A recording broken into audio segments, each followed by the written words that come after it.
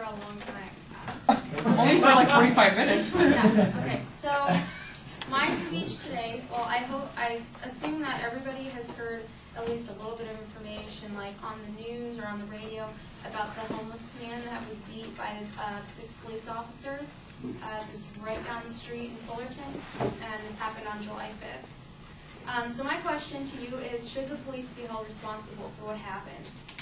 Although policemen are meant to protect people and protect citizens of California or of Fullerton, they violated these duties to protect people by killing an innocent and unarmed man.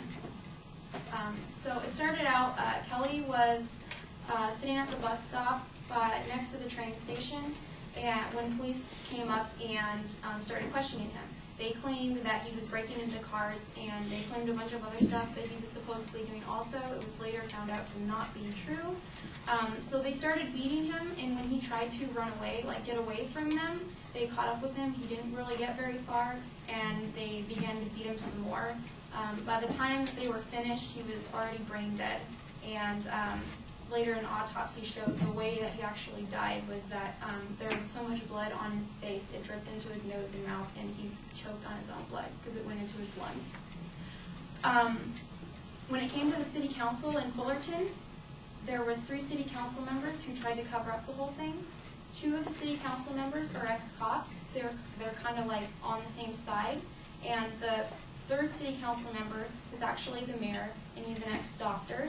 And he looked at Kelly Thomas, the pictures of the wounds and the beating and everything, and he claimed that, quote unquote, like it wasn't that bad and it wasn't death-causing. When another doctor looked at it, he was hired by a nonprofit campaign to recall these people. The doctor did an interview talking about exactly like what happened to him and the bones that were broken in his face, and that it was death-causing. One thing that the city council members and the police were not able to cover up was the fact that there was a lot of eyewitnesses around the scene when it happened. People were confused. They weren't really knowing what was going on because these were police guys. And but they did take a lot of videos and pictures, and a lot of these can be found on YouTube. And what happened to a lot of them were the police officers were trying to hit the cameras, like the people were recording, so they were knocking them out of their hands, trying to stop the recording so they could hide it.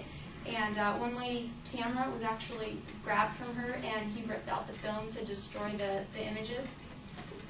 So all of that can be found. A lot of it can be found on YouTube, like eyewitness interviews and stuff like that. So.